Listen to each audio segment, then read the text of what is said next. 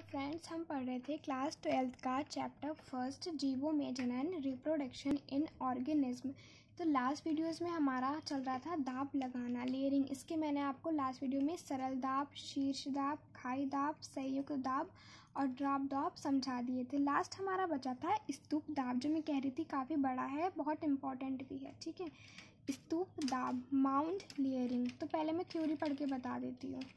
इस विधि में तने की छटाई मतलब काट देना।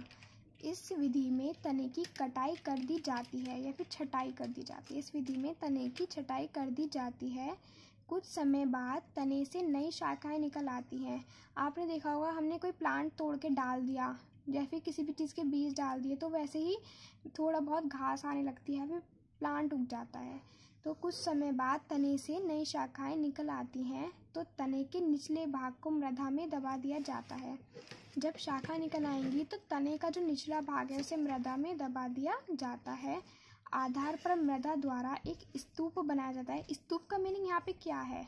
स्तूप का मीनिंग समझ लो आप, बाउंड्री से कोई चीज़ है उसकी हमने बाउंड्री कर दी, ये बाउंड्री कर दी तो इसको स्तूप कहा है या फिर माउंड। ठीक है, बनाया जाता है। एवं जड़युक्त शाखाओं को पृथक करके, जो जड़ युक्त जिनमें जड़ें हों उन शाखा को हम अलग कर देते हैं। पृथक करके उनसे नए पादप प्राप्त किए जाते हैं। इसके एग्जाम्पल हैं सेब व नाशपाती। अब आपको एक बार और समझाती हूँ।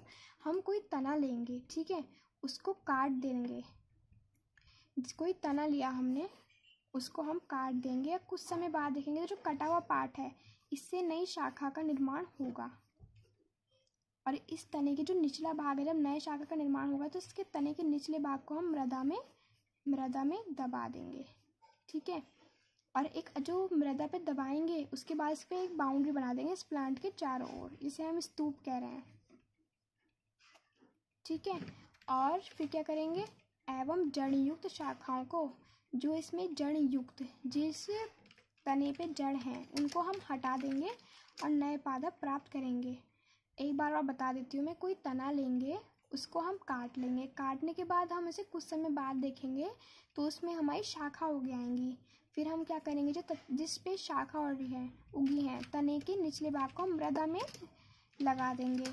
ठीक है, और मृदा में लगाने के बाद उसके चारों ओर एक बाउंड्री कर देंगे। और कुछ समय बाद क्या करेंगे, जिन पे जड़ें आई हैं उनको तो हम अलग कर देंगे और जिन पर जड़ें नहीं आई उनसे नए पादप का निर्माण करेंगे। अब देखो, इसका एग्जाम्पल है, ये कोई प्लांट था, इसका हमने इतना जो पार्ट है जिस पे लिखा है काटे जाने वाला भाग, इसको हमने काट लिया।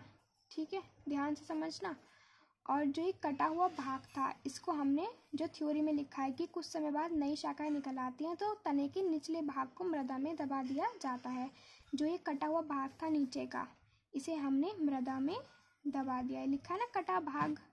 और कुछ समय बाद, और देखो काट, इसे जब मृदा में लगाए तो उसके चारों ओर स्तूप बना देते हैं। ये जो ये है, ये दिख रही है बाउंड्री, स्तूप मृदा स्तर। और जब जो इस पे जड़ें वाली होंगी तने, उन्हें हम हटा देंगे और कुछ समय बाद देखो नई शाखा उत्पन्न हो जाएंगी। तो हमने कुछ नहीं किया फ्रेंड्स। देखो, कोई तना है, उसको हमने पहले काट लिया और जो कटा हुआ भाग था उसे मृदा में लगाया और उसके चारों ओर एक बाउंड्री लगा दी। तो जो भी शाखाएं आई जो जड़ युक्त थी उन्हें तो हमने हटा दिया, और जो जड़ युक्त नहीं थी उनसे न्यू प्लांट का निर्माण हो गया। तो नेक्स्ट वीडियोस में हम पढ़ेंगे इसके आगे। दाब लगाना, देखो कलम लगाना कंप्लीट हुआ, उसके सारे पार्ट्स हुए, दाब लगाने के सारे पार्ट्स हुए। अब जो दाब लगाने से थर्ड पॉइंट है वो पढ़ेंगे। Thank you for watching.